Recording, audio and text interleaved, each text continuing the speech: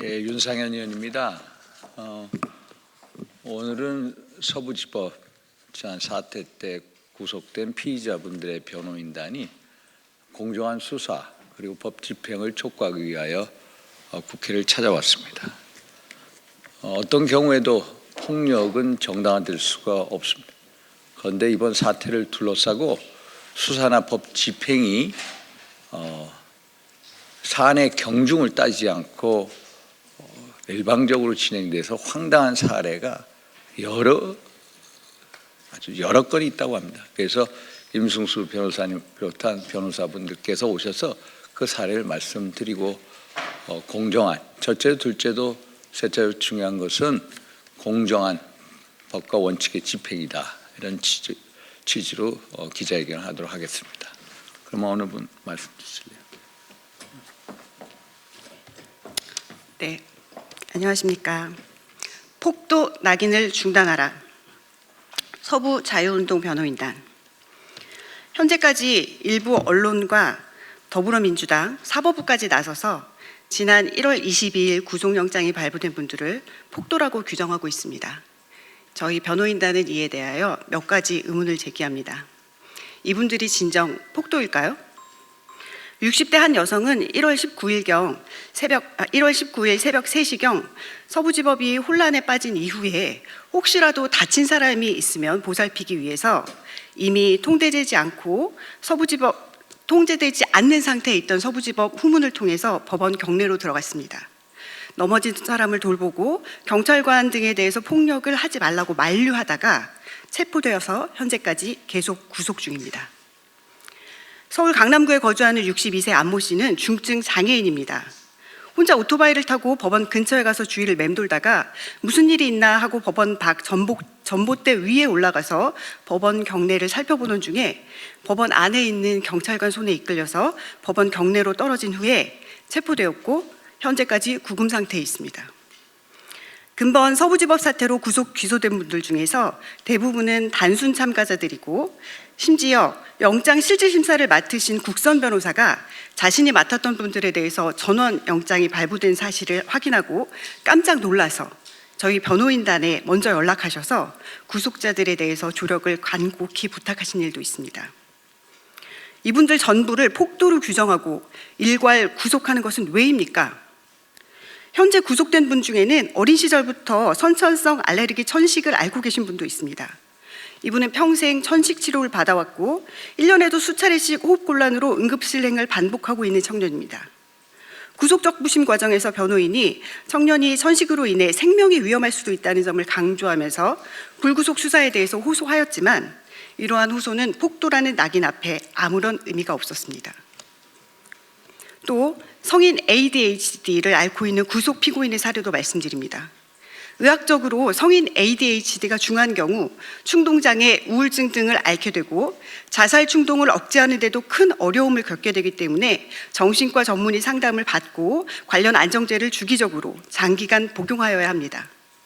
이분은 스스로 경찰을 찾아 범행을 자수하면서 자신의 질병이 중하다는 사실을 알리고 병원 치료를 이유로 불구속 수사를 요청하였는데 오히려 경찰은 구속영장을 신청하면서 범행 이후 유서를 작성하는 등 신병을 비관하여 극단적인 선택을 할 우려가 높다는 피고인의 질병의 내용을 구속의 필요성으로 주장하였고 정해진 수순대로 구속영장이 발부되었습니다. 유일하게 구속되지 않은 피고인이 한 분 계십니다. 진보 성향 법무법인을 변호인으로 선임하고 영장 신문 과정에서도 자신의 성향을 읍소한 이 유일한 피고인은 서울 서부지법이 영장을 기각하였습니다. 나머지 분들은 모두 구속되셨습니다.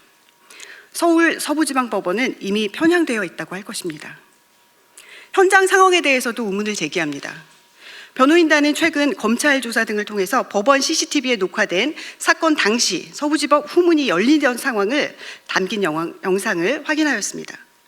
그런데 영상 속 1월 19일 3시경 서부지법 후문은 자물쇠 등으로 잠겨있지 않았습니다.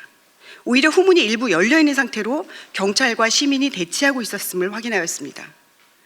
서부지법 후문은 평상시에도 일과 시간이 지나면 자물쇠 등으로 잠겨 있는데 왜 당시에는 잠겨 있지 않았는지, 당시 후문을 잠궈야 하는 주체는 누구였는지, 왜 경찰은 이를 확인하지 않았는지, 경찰의 안일한 대처가 이번 사태에 기여하는 바는 전혀 없는지에 대해서 의문을 가지지 않을 수 없습니다. 이러한 의문은 관련자들을 모두 폭도라고 규정하고 장기간 구속하는 방법으로 풀릴 수 있는 것이 아닙니다. 그럼에도 말씀드린 바와 같이 전부 구속되셨습니다. 이것이 저희가 이 자리에 선 이유입니다.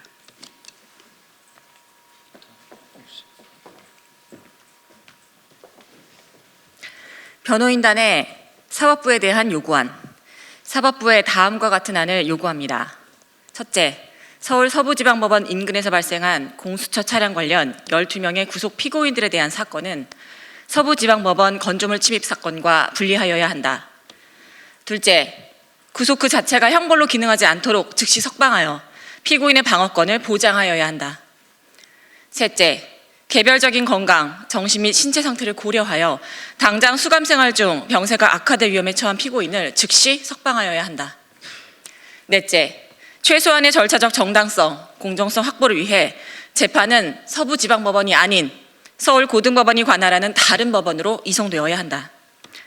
다섯째, 민주노총, 대진현 등의 불법 집회와 최근 전동 트랙터의 서울 침공 등 불법 행위와 관련하여 수사기관과 법원은 이들에게 적용할 것과 동일한 기준을 이 사건에 적용하여야 한다.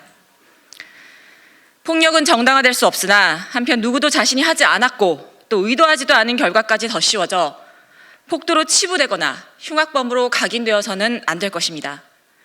당시 우발적 상황과 격해진 감정에 의한 행위라는 점이 명백함에도 수사기관과 언론은 사전 공모와 배후가 있었다는 결론을 정해놓고 관련 정황을 만들려 하고 있으며 그럼에도 한 달이 넘도록 진행된 수사 과정에서 사전 공모나 배후 지시 등을 인정할 추가적인 정황은 밝혀진 바가 전혀 없습니다.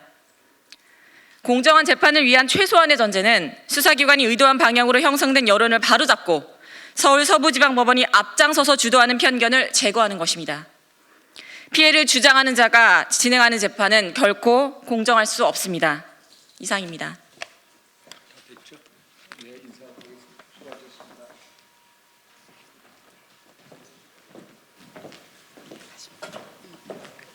추가적인 말씀을 드리겠습니다. 지금 현행범 체포되신 분 말고 긴급 체포되시는 분들이 있으십니다. 그러니까 무슨 유리창을 깨었다든지 뭐 이런 것이 사진에 잡혔던 분들입니다. 네, 그분들 중에서 핸드폰을 그 이미 제출한 경우 이제 이미 제출도 압수는 가능합니다. 이미 제출한 분들에 대해서 포렌식 검사를 하는 것을 본인이 승낙해서 다 마쳤는데도 핸드폰을 환부해주지 않아서 그분들은 자신이 유리창 깼거나 뭐 이런 것으로 인해서 그 법원이 입은 피해에 대해서 조금이라도 빨리 보상하고 싶어서 막 걱정을 하는데 그러려면은 안에 있는 사람 어떻게 할 수가 없고 가족이 그 핸드폰을 돌려받아서 거기에 그 여러 가지 그 요즘 젊은이들은 뭐 어르신들도 마찬가지지만 핸드폰에 많은 그 공인 인증서를 저장해 놓는다든지 많은 정보를 저장해 놓습니다. 그렇다 보니까는 그 자신들은 법원이 입은 피해를 빨리 보상하고 싶은데 그게 어려워서 절절매는 경우가 있습니다. 그래서 포렌식 그 검사가 완료된 그 피의자 피고인들에 대한 핸드폰은 그 본인 또는 본인이 지정한 뭐 가족이겠죠. 그분들이 속히 환부받을 수 있도록 그 법원에서 다른 사건에 비해서 특별히 더 신경 써주셨으면 고맙겠습니다. 이상입니다.